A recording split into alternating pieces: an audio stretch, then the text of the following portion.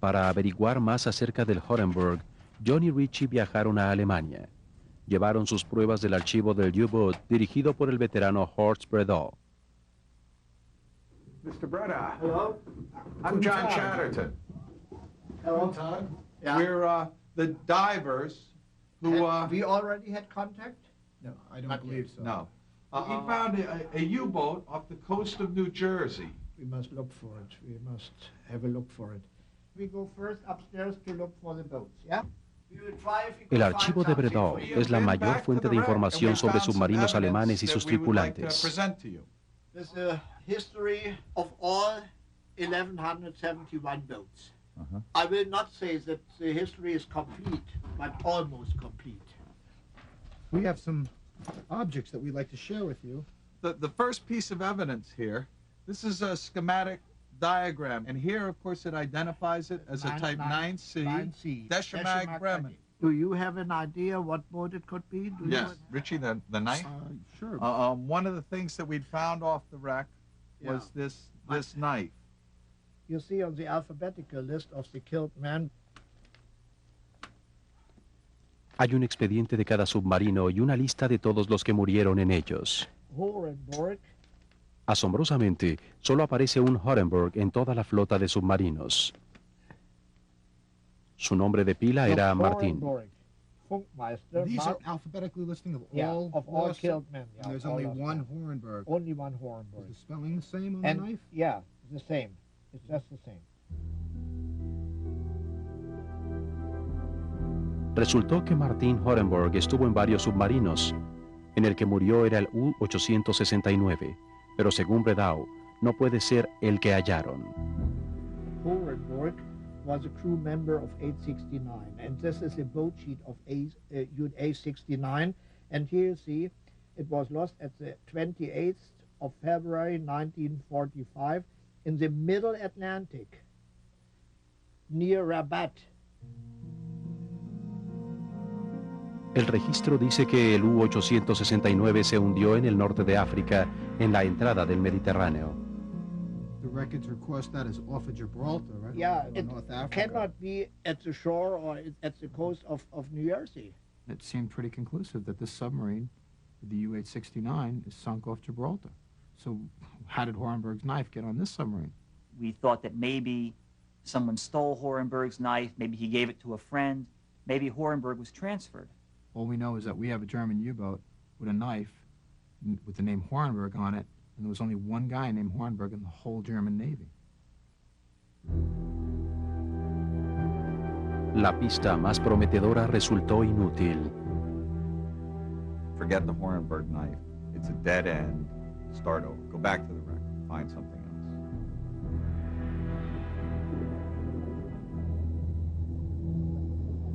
Mientras más sabían de este submarino, más misterioso se volvía. Además de su identidad, un gran enigma era cómo fue que tuvo este fin. Para tratar de averiguar qué lo hundió, John mostró un video de los restos a expertos de demolición submarina de la Armada de Estados Unidos. And they looked at the damage to the wreck and they concluded that it didn't appear to them as though the damage was from depth charges. Según la Armada, las cargas de profundidad no causarían daños tan severos. Sugirieron que lo hundió algo más poderoso, quizá un torpedo. ¿Pero un torpedo de quién? Los registros indican que los aliados nunca atacaron a un submarino en ese lugar. Los buzos se preguntaron si no lo habría hundido su propio torpedo.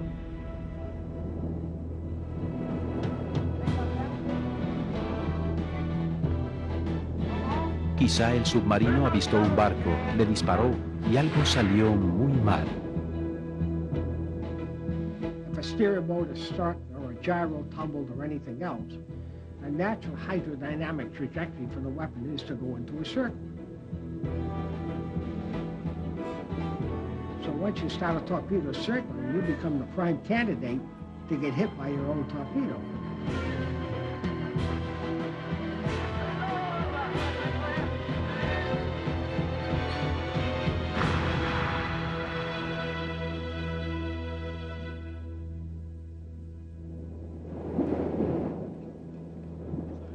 Si sospechaban que su torpedo venía de regreso, su intento de escapar sería una inmersión de emergencia. Empezaría con la voz de alarma.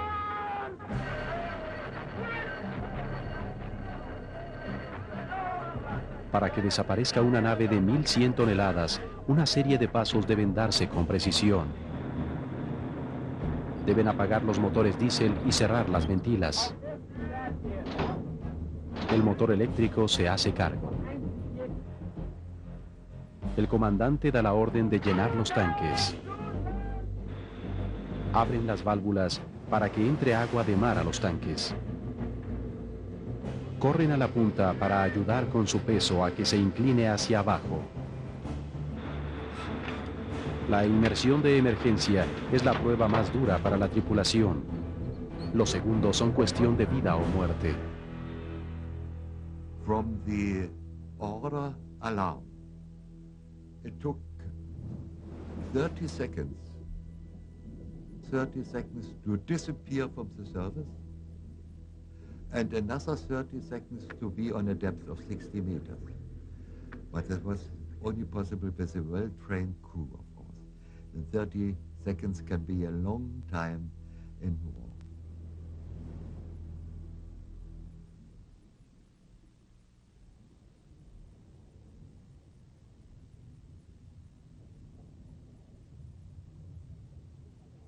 Para los buzos, sumergirse también es complejo. Como para el submarino, zambullirse y emerger requiere absoluta precisión.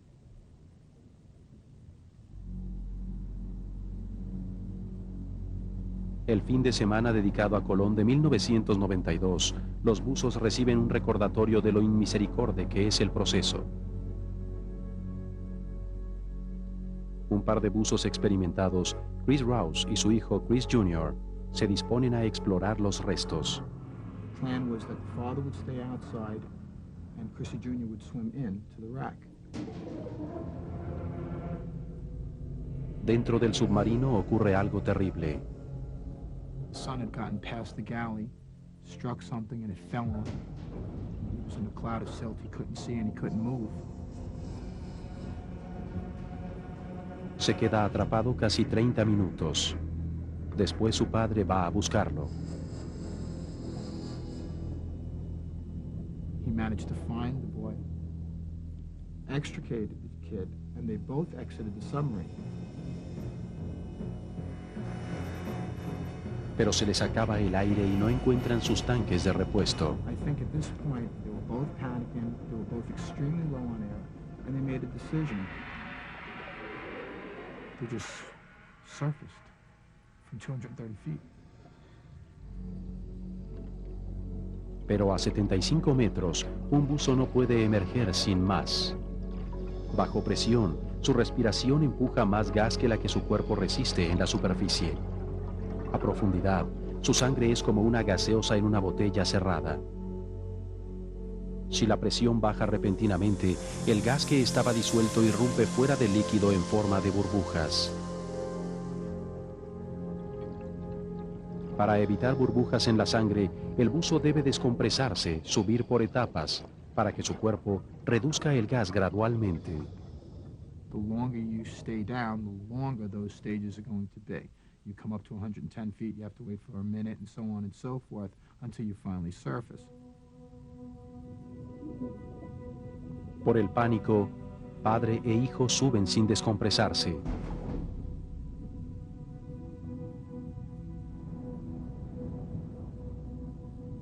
Sus cuerpos están saturados de gas. Como ya no está presurizado, el gas empieza a burbujear en su sangre. The son could not use his legs, and we literally had to drag him up the ladder. The father died at the back of the boat, but the last thing he did was tell us to take his son on board first. Called the Coast Guard. They flew a helicopter out. We cut our anchor lines and started heading back in towards shore to meet the helicopter. The son lived on the boat. He lived for a couple of hours in the helicopter, and he died in the recompression chamber in the hospital.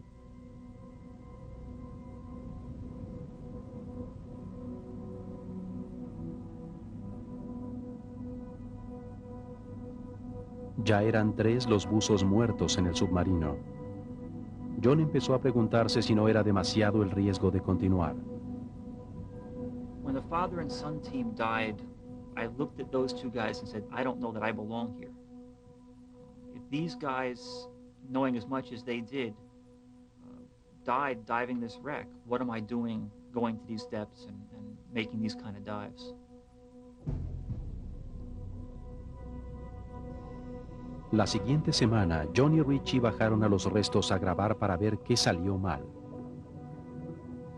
It was a very somber dive. To see their equipment strewn about the wreck with their name on it. They were good divers. And every dive I've made ever since then, that's in the back of my mind.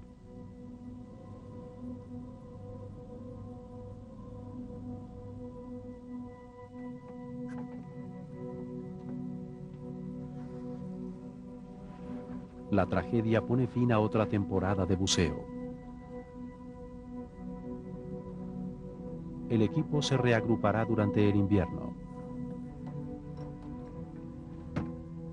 It's not that we didn't think about that incident very seriously, but I don't think there was ever any consideration that maybe we should stop.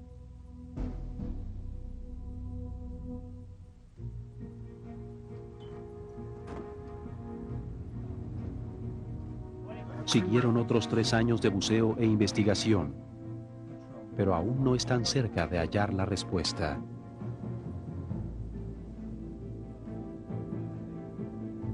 Cada uno tiene su razón para continuar. Para Richie, es la responsabilidad hacia las familias de la tripulación. It's not a personal challenge, it's more that I think I'm doing the right thing. I think that if we drop the ball on this and stop, it'll just stay the way it had been for 50 years. No one knew it was there, and not really anybody cared. Para John Chatterton, el reto es resolver el misterio y terminar lo I've empezado. corresponded with U-boat men, historians, authors. Nobody can tell me what boat this is. I don't want to give up, and the only other option is to carry it through to its conclusion. En la primavera de 1997, John propone un audaz plan para entrar en la sala del motor eléctrico, donde puede haber cajas de refacciones que identificarían al submarino.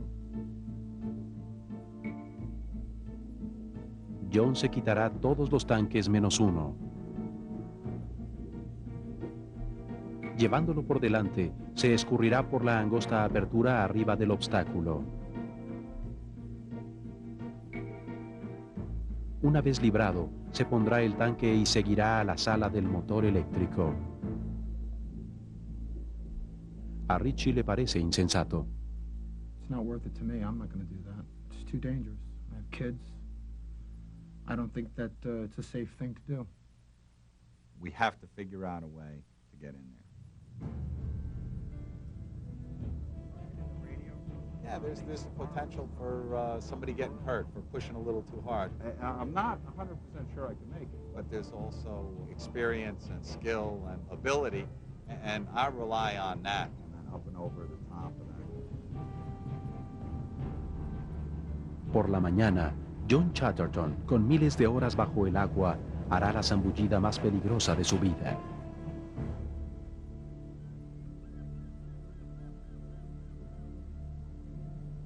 Amanece.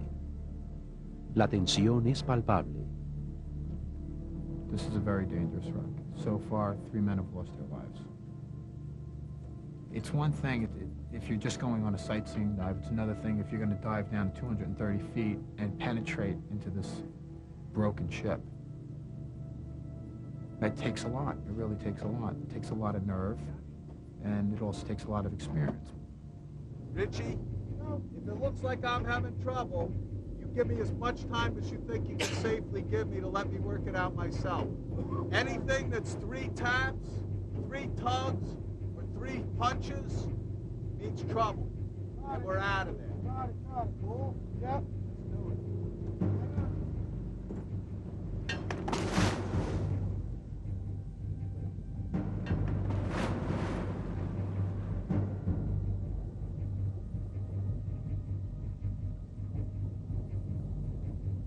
Si el plan de John funciona, pronto entrará a un lugar que no ha sido visto ni tocado desde que se hundió el submarino.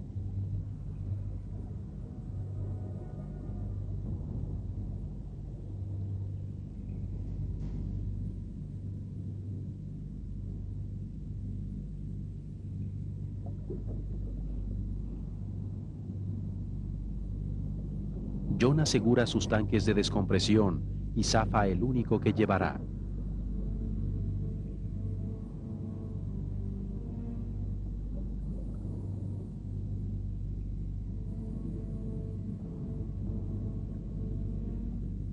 Con solo 20 minutos de gas, pasa por la compuerta a la sala del motor de diésel. Richie lo sigue.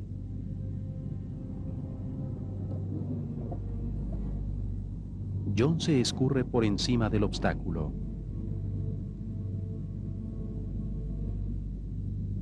Una vez del otro lado, va solo. Planea volver en 10 minutos.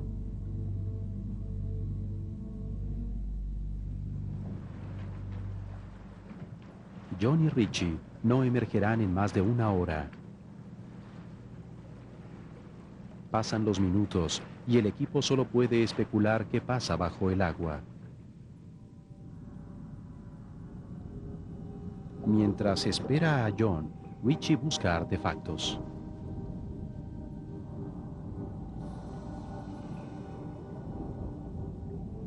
Ya pasaron 10 minutos. Alcanza a ver la luz de John en la distancia. Se asoma para ver mejor.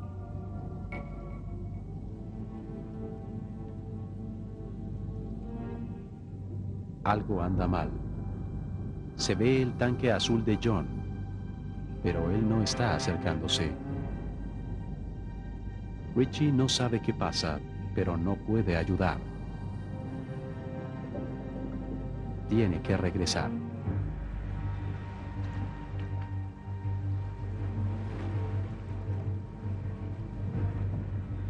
En el barco saben que John está atrasado, pero desconocen la razón. Problem with communications, and then he didn't come out, which to say made me a little apprehensive. Por fin aparece John. How you doing, John? Yeah. Done better.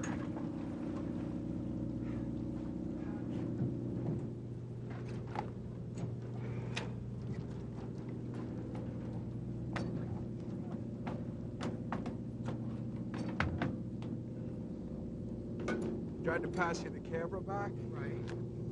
Which I figured you were done filming at that point. I got in there, I got my tank back on, and I pulled a big piece of wreckage from the starboard diesel motor.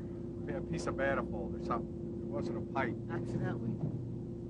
Well, yeah, I didn't do it on purpose. No, because when you went in, you kicked a piece off. It's going to be on the video, and it hit me. And that's why a big, long piece of heavy steel. I tried to get out from underneath it, and then it like swung down around and landed in my lap. And I wasn't so heavy I couldn't lift it up, but I couldn't get it off of me. So what did you do for 20 minutes on the other side of the engine? I'm not being wise. I spent the whole dive trying to get the steel off of me. Did you see my light every so many minutes come by and swing the light? Yeah, somehow that didn't warm my heart. It was like, at least... Atrapado por un fierro, John tuvo suerte de salir con vida. Al día siguiente lo intentaron de nuevo.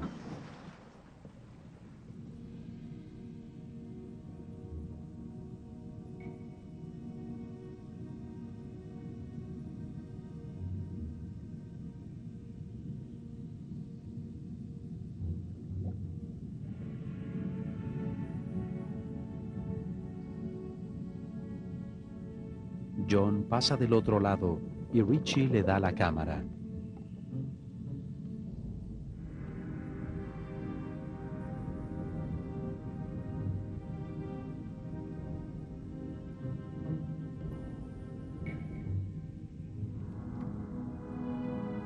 Cámara en mano, John pasa a la sala del motor diésel. y entra por primera vez a la del eléctrico.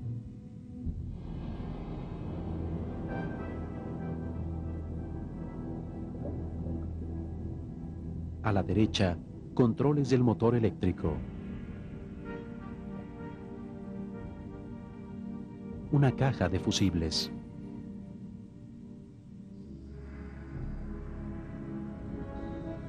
Cajas de refacciones.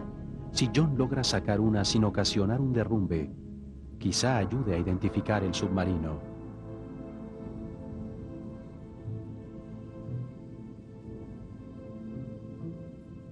Junto al obstáculo, Richie ha esperado casi 20 minutos. Tiene muy presente que ayer por poco hubo un desastre.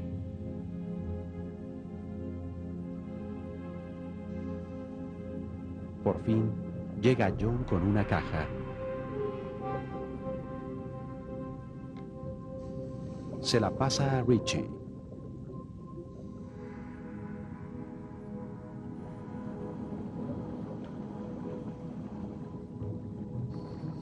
La envían a la superficie.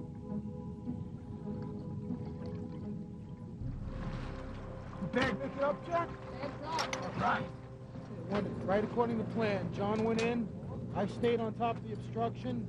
It seemed like forever. And all of a sudden, he came back. You see his light flickering in the distance. He just hands me this big green bag. And it's so heavy that I had to kind of like lump myself out of the wreck. I got the one box out, handed it to Richie. I went in for the second box. I couldn't break it free. Then I went to go out. Did the bag come up? Yeah. Well, we got one box out. There's a bunch more down there. I wanted to get as many shots at this as we can, but we'll take a look and see what we got. Tag 117. 117. That's not a U-boat number, though. No. Oh, well, wait a minute, right here. U-869. All right! That's it, man. All right. Interestingly enough, I think it took us longer to identify this wreck than it did to actually fight the war. Absolutely, positively, this is the U-869. We've got the schematic diagram showing that it's a Type 9C 40. We've got the Horenberg knife, which places Martin Horenberg on this ship. We've got the tag here that says U-869, which was, historically speaking, the ship that Horenberg was on, but the U-869 is listed as being sunk off Africa. And this rules it out. It's definitely, beyond any shadow of a doubt, the 869. The page of history that has the 869 sunk off the coast of Gibraltar has got to be rewritten. Yeah.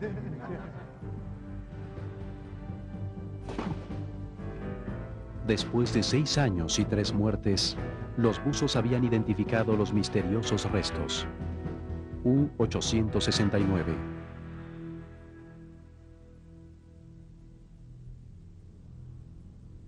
Pero ahora hay otro misterio. ¿Por qué el U-869, el submarino de Horenberg, está aquí en vez de África?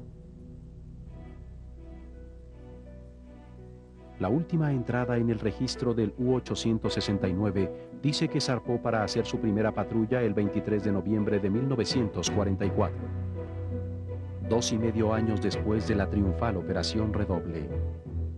Ahora los tiempos felices eran poco más que recuerdos de una guerra muy distinta. El comandante Dornitz planeaba pelear solo con Inglaterra. No tenía idea de lo que sería combatir también a Estados Unidos. Most of the German military and political elite underestimated the capacity and the resources of the United States of America.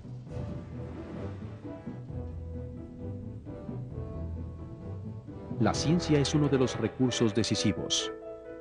En universidades y centros de investigación, equipos de científicos desarrollan tecnologías nuevas para cazar submarinos. And they initiated a fairly heavy effort on this, including MIT, Harvard Underwater Sound Laboratory, Columbia University, Western Electric, Bell Labs, sort of a all-to-the-wall effort.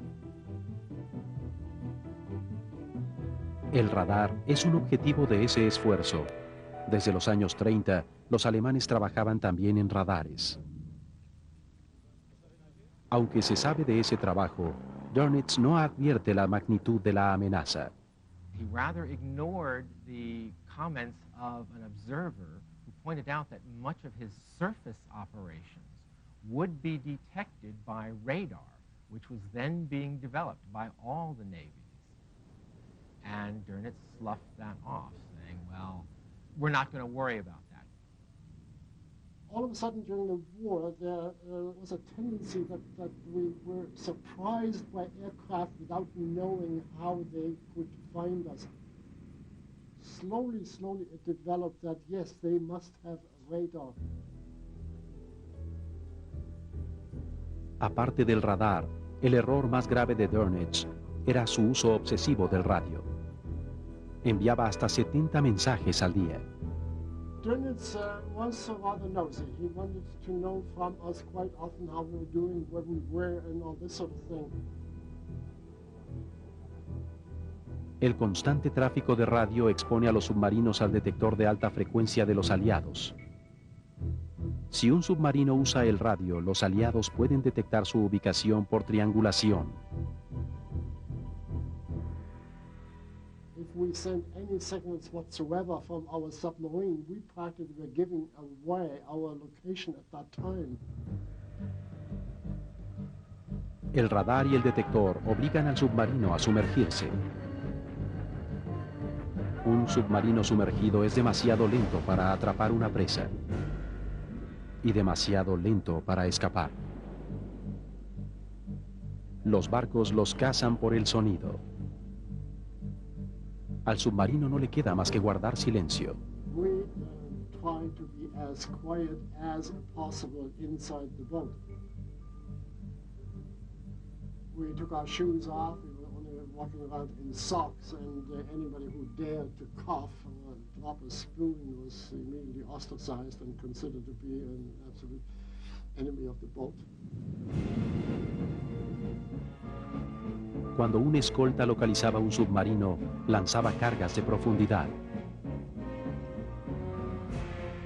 It is a scary experience to hear a depth charge dropping into the water and then expect in about 5 or 10 seconds an explosion to go off, which one does not know at this particular time one will survive. After the explosion goes off, then of course the next one is already coming. This can go on for 10 hours at a time with hundreds of depth charges, and each one of those is really quite a strain on your nerves, because all you're doing is sitting and waiting for something to happen. There's nothing you can do. You can just sit there and wait.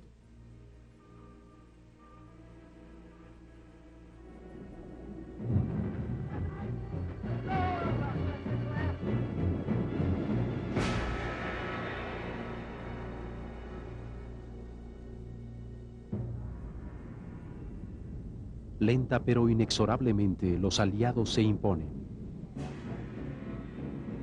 El parteaguas ocurre en lo que los veteranos de los submarinos llaman Mayo Negro. May 43, when in 1 month 41 submarines were destroyed. The hunters of the early years had become the hunted of the latter years.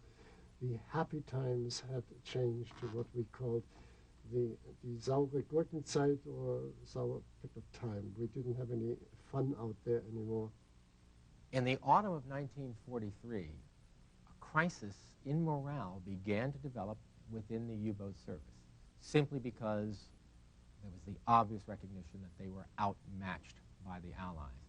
It became very questionable. Why do we go out there? When our flotilla chief could say to us when we left, never mind sinking ships, just come back, please. Regresar era cada vez más difícil.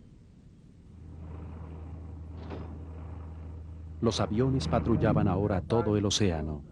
Solo podían evitarlo sumergiéndose todo el tiempo, pero eso es imposible.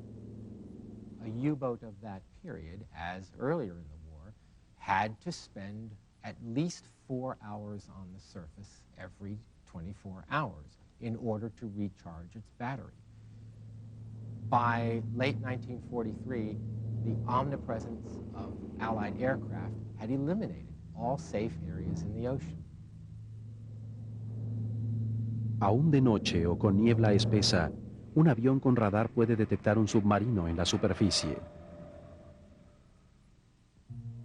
Inexplicablemente, el comando de los submarinos no usa un dispositivo Hollands que permitiría al submarino permanecer sumergido. Finally, belatedly, U-boat command introduced the mass use of the snorkel, a very simple device and one that did not significantly improve operational performance, but which at least allowed U-boats to recharge their batteries while submerged without danger of attack. Era un mástil que podía ser izado por el periscopio. Surtía aire fresco para el motor diésel y la tripulación y expelía el gas venenoso. Así el submarino podía permanecer oculto, pero su lenta velocidad bajo el agua le impedía cazar barcos. Lo que Dönitz requería era una revolución en el diseño, un navío que pueda estar siempre bajo el agua. The concept argues that we have a submarine, a vessel, whose natural habitat is below the surface and not on the surface. It's a step out of necessity, because on the surface means death.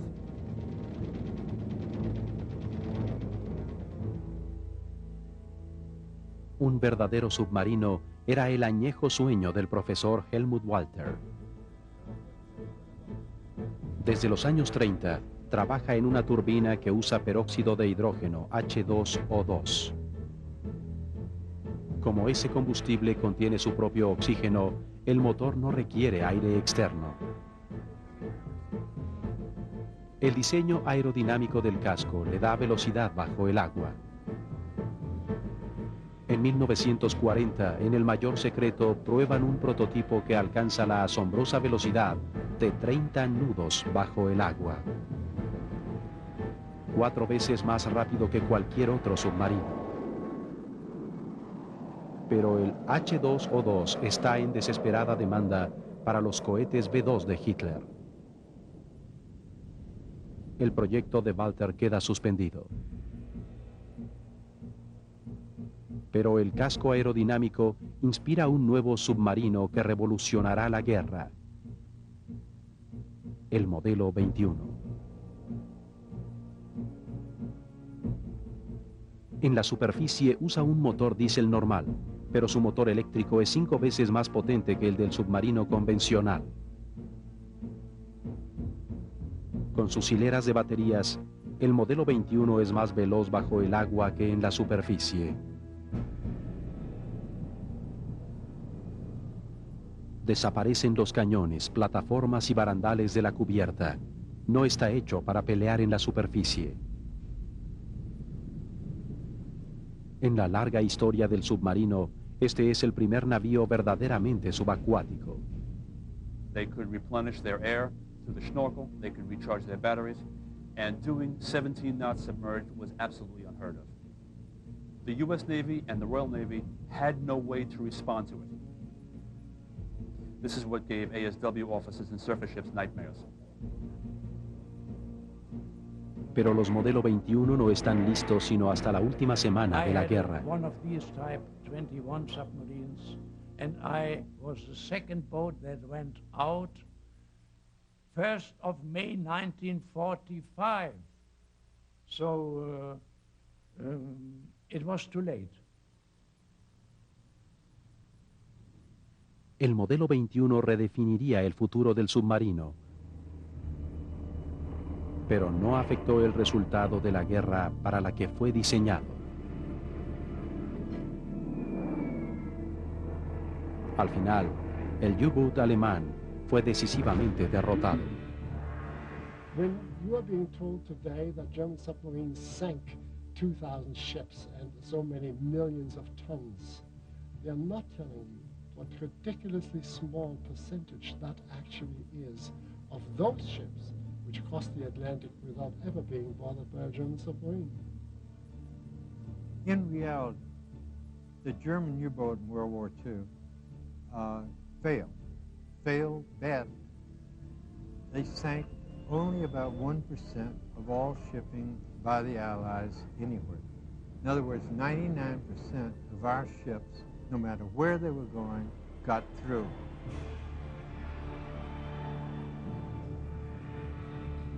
Pero los U-boats retuvieron fuerzas aliadas en el Atlántico que de otro modo habrían llevado la guerra a Alemania.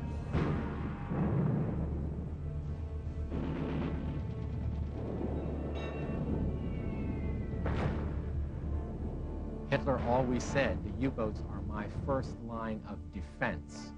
They were to keep the Anglo-American enemy at arm's length while he fought his war in Russia and in the death camps of Auschwitz. Para satisfacer a Hitler, sacrificaban deliberadamente tripulaciones de submarinos. Hacia el final de la guerra, su esperanza de vida es de apenas 60 días. Pero Dönitz sigue enviándolos.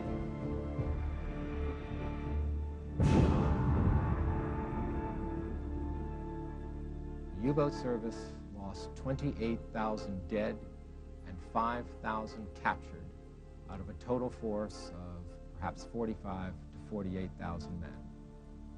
A permanent casualty rate of over 70%. No branch of an armed forces has ever sustained those kind of losses and kept functioning.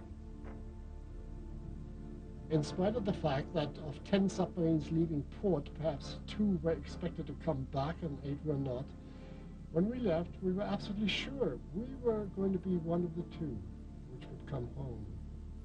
This, of course, is a totally irrational approach to the problem, but it helped us go out time and time again.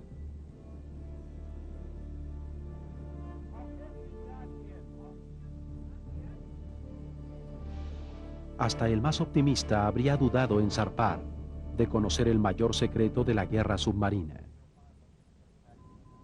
Los aliados habían descifrado el código alemán. Al descifrar los mensajes de Dönitz, sabían con anticipación dónde iba cada submarino. Una máquina llamada Enigma codifica todos los mensajes alemanes.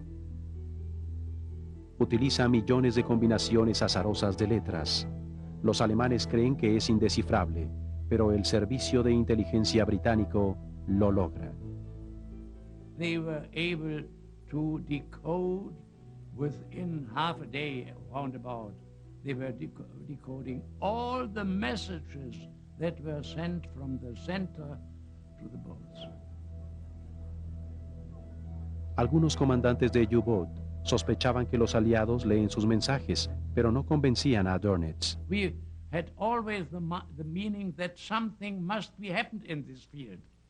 But Dönitz and his experts said, impossible. There are millions of possibilities that we can put into the Enigma machine, and it's impossible for somebody to break it. El decodificador aliado llamado Ultra es uno de los mayores secretos de la Segunda Guerra. En esa época, Ultra ayudaba a los aliados a rastrear y cazar submarinos individuales. Hoy puede ayudar a reconstruir la historia de la última patrulla del U-869. El radio es crucial en la historia. Martin Horenburg también, como operador principal del radio del U-869. La historia comienza el 23 de noviembre de 1944. Tras 11 meses de entrenamiento, el U-869 está listo para zarpar. El capitán es Helmut Nürnberg, de 26 años. Es su primera vez al mando. El 8 de diciembre de 1944, el U-869 sale de Noruega en su primera patrulla. Navega hacia el Atlántico. 3 semanas después, el alto mando le envía su misión: patrullar el acceso a la bahía de Nueva York. El U-869 debe enviar un mensaje de enterado. Pasan los días y el alto mando no lo recibe. De hecho, el U-869 respondió, pero el alto mando no lo oyó. Quizá hay problemas con el clima o el radio del U-869. Pero como sea, el alto mando y el U-869 tratan de comunicarse, pero no se oyen. Pero los operadores de Ultra los oyen a ambos. Ahora saben que el U-869 se dirige a Nueva York. En tanto, el alto mando teme que al U-869 se le acabe el combustible. Cambian la orden por un sitio más cercano, Gibraltar. U-boat headquarters wrongly assumed that she had used up a great deal of fuel. So they said, okay, she'll never be able to get to America with the fuel she has and get back. El alto mando espera que el U-869 llegue a Gibraltar el 1 de febrero. Pero el U-869 no envía el mensaje de enterado. Piensan que el U-869 no recibió la señal y que prosigue su ruta original a Nueva York. A lo largo de febrero, los decodificadores aliados están confundidos. ¿El U-869 está patrullando cerca de Gibraltar o Nueva York?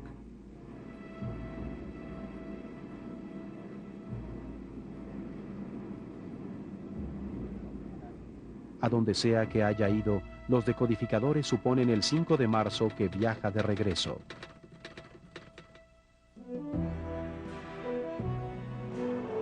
...8 de mayo de 1945...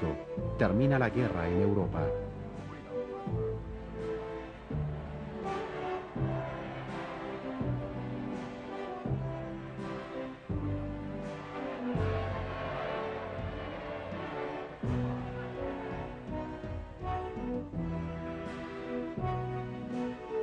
Alemania firma la rendición.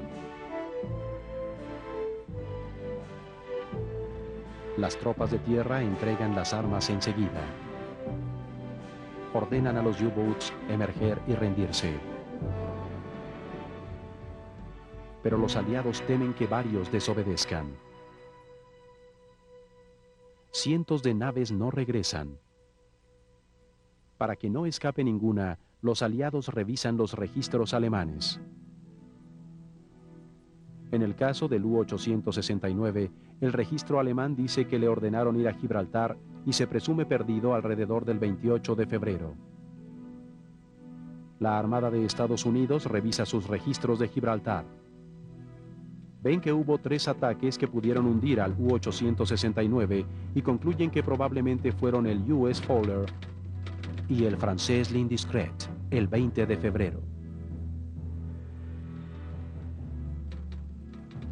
Su conclusión se vuelve la versión oficial del fin del U-869. Esa historia está inscrita en el monumento alemán al cuerpo de submarinos, y es la que comunicaron a los familiares.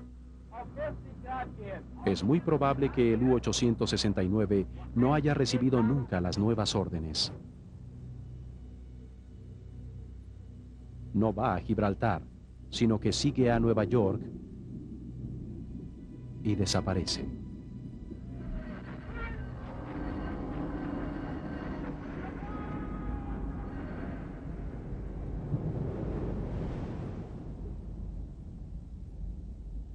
Hasta que medio siglo después, los buzos descubren su historia.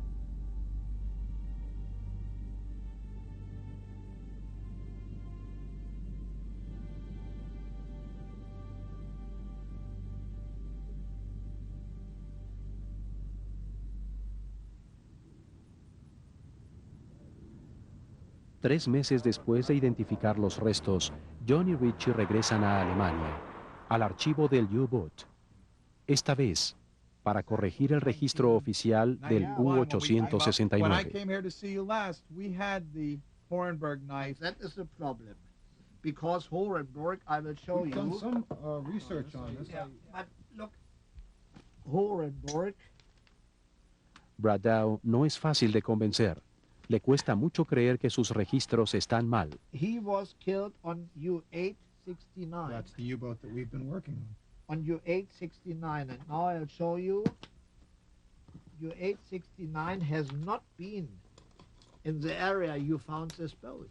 If you go back and you research the original documents, That is what I don't you believe might come here. to that same conclusion. But I don't believe it. It's not. I cannot believe it. It is impossible because we exactly know the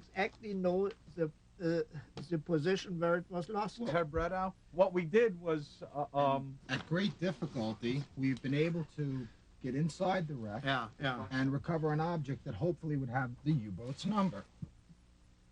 Now, as you can see, it's deteriorating terribly. But on the face here was two tags. One tag was mounted there with that number on it, and Richie's cleaned up the other tag. And as you can see, sir, it says U-869. This came from the New Jersey coast.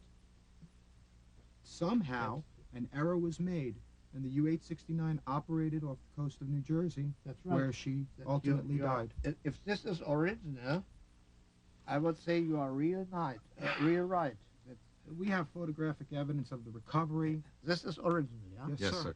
That shows real that it must have been U-869, yeah? This is a beweis, a proof, a real proof. Now I believe you are right. I believe you are right. Well, thank you. It took us 6 years, but 6 years for one boat.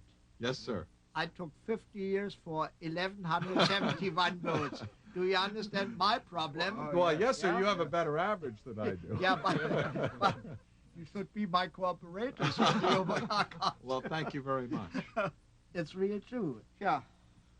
Thank you. She's come home. Yeah. Thank you very much. You're very welcome, Yeah. sir. Thank you for these words. Thank you. Thank you. Coming home, yeah.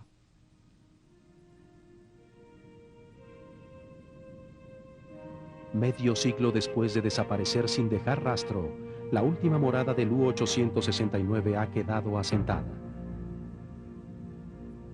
Pero aún hay interrogantes. ¿Por qué no recibió la orden de ir a Gibraltar? ¿Y qué lo hundió?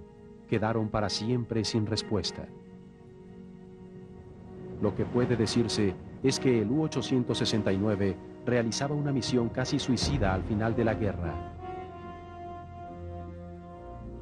Sobrevivió apenas 2 meses y, como un tercio de todos los submarinos hundidos, fue destruido en su primera patrulla.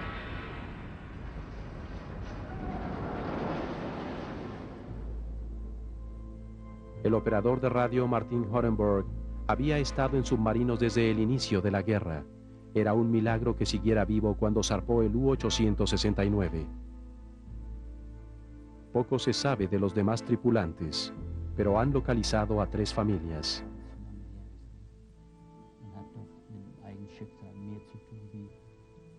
Billy Rushbach era maquinista en el U-869.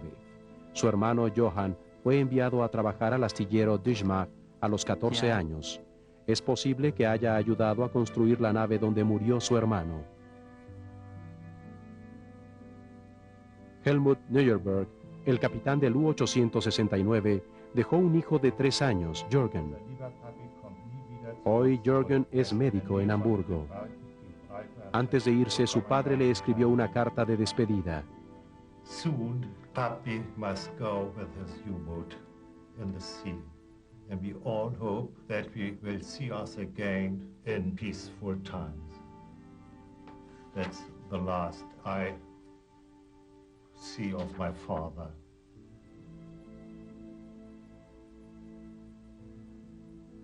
El marinero Otto Brises habría cumplido 20 años en febrero de 1945, cerca de cuando se hundió el U-869. Hoy su hermana vive en Maryland, a unas horas de la costa de Nueva Jersey. Se llama Barbara Boller. Todo lo que sabe de la muerte de su hermano es que se perdió en un submarino cerca de Gibraltar. Richie Kohler obtuvo su dirección en Alemania. Viene a decirle lo que descubrieron acerca del submarino de su hermano. Well, he was born in a little village in Germany. The name of the village is Dernbach, and his name was Otto Bretius. He was very skilled. He was very good with his hands. So I don't know whether they picked him because of his background, of his schooling he had. Otto fue elegido para la Marina cuando tenía 17 años. Nunca regresó a la familia. Le dijeron que se había perdido en Gibraltar. Es lo que Bárbara cree todavía. So he wrote them, and this is basically the letter coming back saying that the U-boat U-869 was running low with fuel, and it was declared missing the 20th of February 45. And then it says, I had hoped that I would have had better, news for you about this. So I guess my dad always hoped, he wanted to know, I found an unknown German U-boat off the coast of New Jersey. And me and my partners were diving, and one day we went out and we accidentally stumbled on this U-boat. So we tried for the next few years to recover items from the wreck, and we found a knife, and on the knife's handle was a name, and the name was Hornberg. And I wrote to the VOST organization in Berlin, and I requested information about this. Well, they gave us a U number based upon that, but they said it can't possibly be that U-boat because that U-boat was not ordered to New Jersey. Don't tell me it's that one. Don't tell me that was Otto's U-boat. We positively identified the U-boat last year by bringing out tags out of the engine room that say U-869. And I came here because I wanted to tell you that I found your brother's boat. And I'm positively... I'm sorry. That's right. I mean, all these years we had thought, my father, he believed, he was there. And now he made it to the coast of New Jersey. Yes. 60 miles offshore. But basically nobody, they all perished. They all perished. It's my theory, and I have backing from many naval experts, that the explosion which sank this U-boat was most likely self-inflicted. The torpedo failed and came back in a circle, and they sank. I have brought for you my report on the U-869, which documents everything that we've done for the last 7 years. And on the cover is a drawing of what... That's how it was, that's how you found it. That's exactly how we found it. It's just mind-boggling. He made it all the way over to here, over to America. I'm just totally stunned. Yeah, he's close. He's actually close. That's all I can say. He's close to us. And that's a good feeling.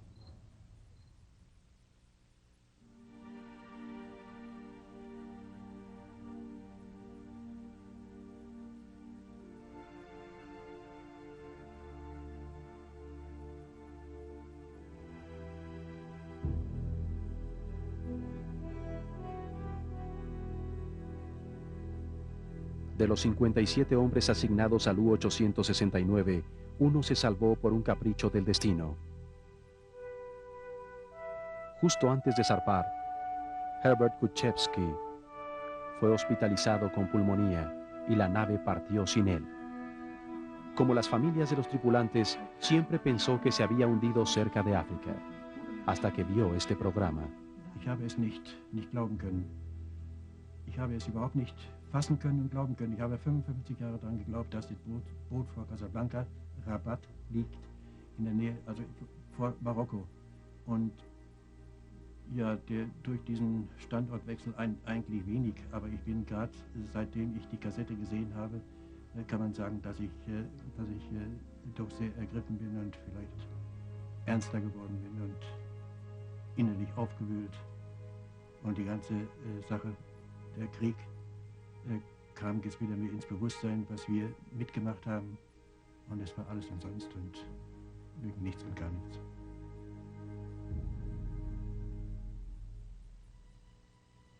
Ich denke an verschiedene, die besonders mir nahe gestanden sind. Da denke ich auch an Burgmeister Horenburg, ich denke an den Leopard. Die standen mir alle doch sehr nah und mein Leben lag in ihrer Hände und ich bin gerettet worden. Es war Fügung, Schicksal. Ich weiß es nicht, was es war.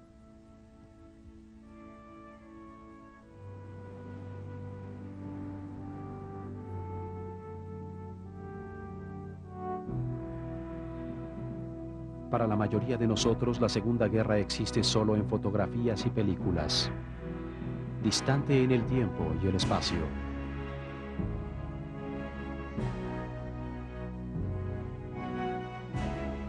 Pero su costo aún lo pagan hoy los sobrevivientes, los parientes de los muertos, los que eran muy pequeños en esa época y algunos que aún no nacían cuando rugía la tempestad.